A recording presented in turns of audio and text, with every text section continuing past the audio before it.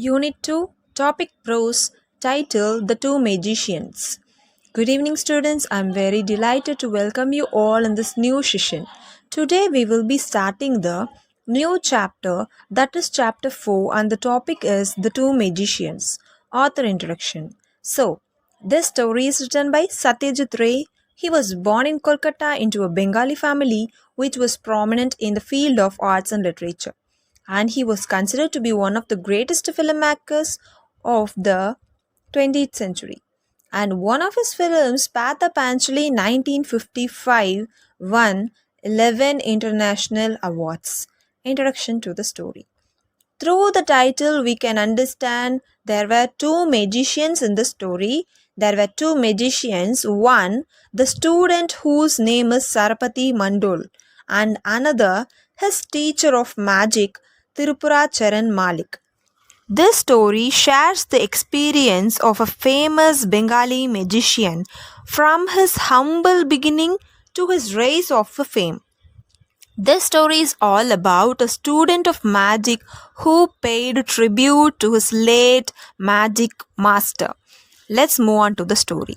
This story is basically all about Sarapati Mandol, a famous Bengali magician who was traveling to Lucknow for a big show.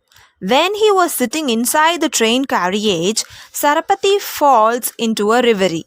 Reverie means daydream, into a deep thoughts, remembering the magician who had really inspired him.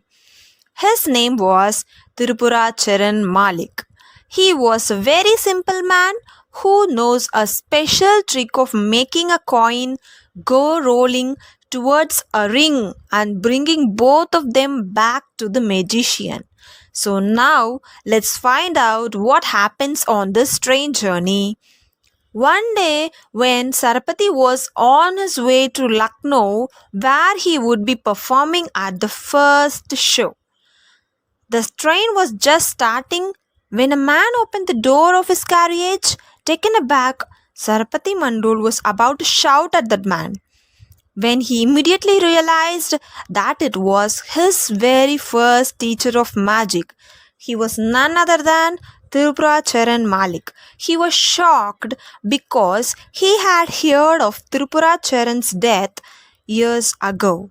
As soon as he got inside the train, he revealed that he had a request to Sarapati, and he said financial help was not only required, but he wanted to perform on the stage before large audience. He requested Sarapati, in spite of illness, his greatest desire was to perform magic. He also wanted to take half of the proceeds from the show. Proceeds means money received from an event. Okay. Now, Sarapati could not control his anger after hearing this. He wondered how Tirupura Babu could expect him to excuse himself from his very first show at Kolkata. Tirupura Babu tried to bribe him by promising to teach him a coin and ring magic trick, which Sarapati always wished to learn. He also wanted Sarapati Mandol to say yes. He says that if he did not confirm, he had the power to ruin the show. To demonstrate his power, Tirupura Babu made some magic on Sarapati, and he looked like inhuman. Due to this, Sarapati realized that he is feeling paralyzed. Paralyzed means unable to move.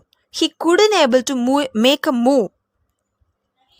Tirupura Babu asked him to do some magic tricks with cards, but he couldn't do it. He was shocked, and after this, Sarapati agreed to the plan of Tirupura Babu because he was terrified.